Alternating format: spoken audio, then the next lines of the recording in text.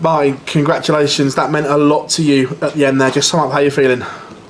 Yeah, I mean, obviously I'm feeling very good about that win. I mean, obviously I have to say Stephen was missing a couple of match starts, and I couldn't really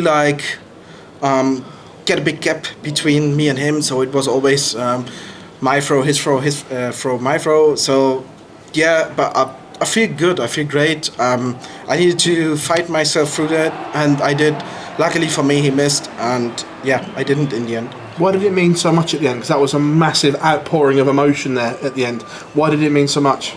Because yesterday I was playing against Luke, who wasn't playing bad or anything, but I wasn't really there, and I was treating myself so hard now about the last 24 hours because of that, and I'm really unfair to myself sometimes because I want to progress, I want to win, I want to do better, and obviously when you play like that, like I did yesterday, I was beating myself up, and today I wanted to do better. So my body language was better. I wanted to celebrate my good throws, and yeah, definitely I wanted to celebrate my good moments because I think sometimes you need to do that just to get yourself going, to get your motivation going, just to get your engine running. Your record in this tournament isn't the best. I don't want to remind you, but now going into your final game, destiny is in your own hands. That must be a nice thing considering the group guest stages haven't been kind before. Yeah, I mean, obviously destiny is in my own hands now, but I also have to say it was in other, I think, 5 appearances before as well. So it is in my own hands. It was before, now it's the same again. But I know the feeling now.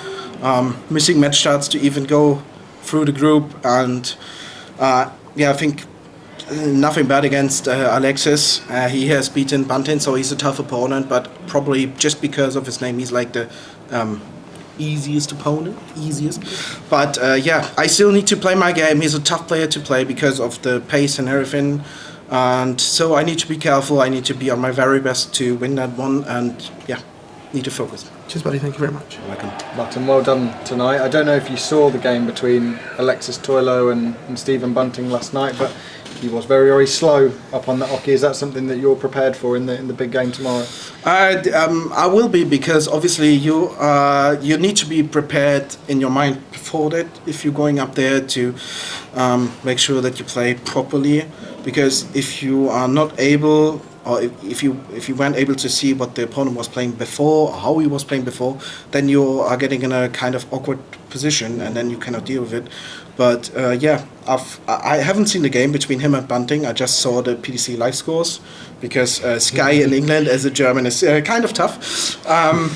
But yeah, I know that he's playing slow. I've seen the matches from him on YouTube on Ellipelli, so I know what I'm going to expect, and yeah, I'm looking forward to tomorrow. Today was a big day for me, and tomorrow is the next day.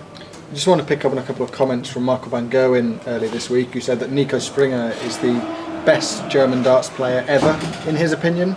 He's only been around for a short amount of time, and he's been very, very good. I was just wondering what your thoughts are on that. Well, I mean, I have to say about Nico, obviously he's a very good player, he's a very great player, and for me it's not a competition between like me and him about who's better or who's not. I don't know why it is so special to like everyone around darts that in Germany we must have a number one.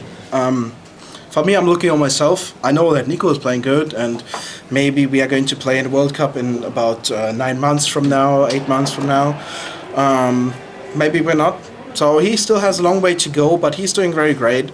And to Michael, I can only say, every time he was like saying bad things about me in the German press or wherever and whenever, I was doing really great after that, winning Euros and everything. So he can keep doing that.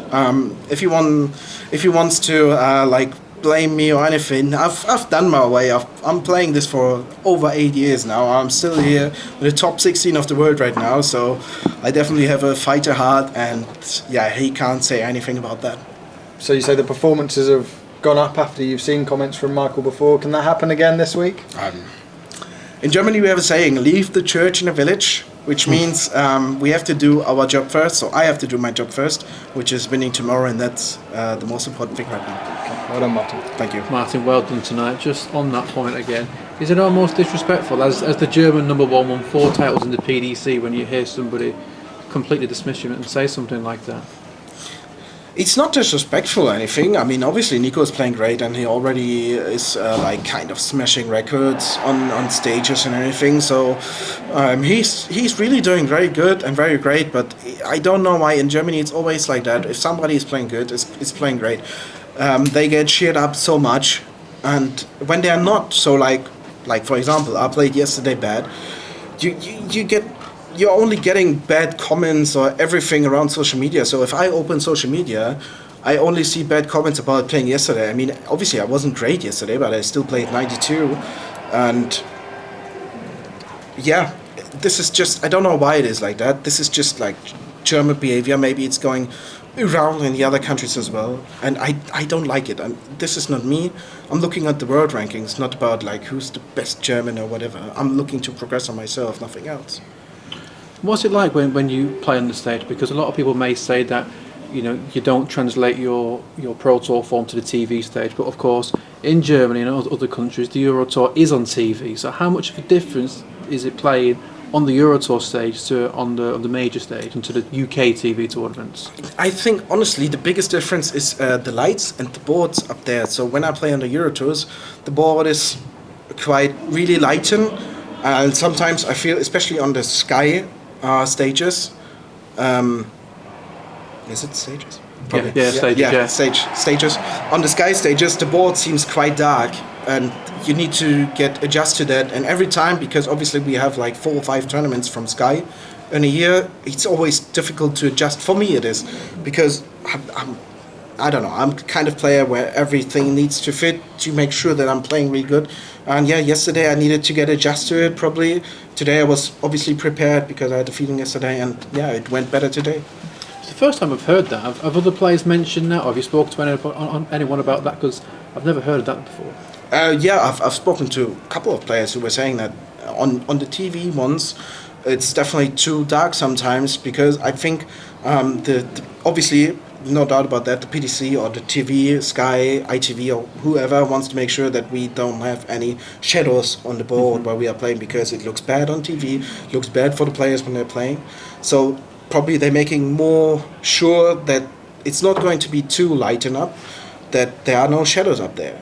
I think that's probably the reason. And then, I mean, if we're seeing the pictures now, I know that people are not seeing it, but this one looks quite bright. But if you go out there and play on it, it looks pretty dark, to be honest. Cheers, Martin. Thanks for your time. Thank you. You're welcome.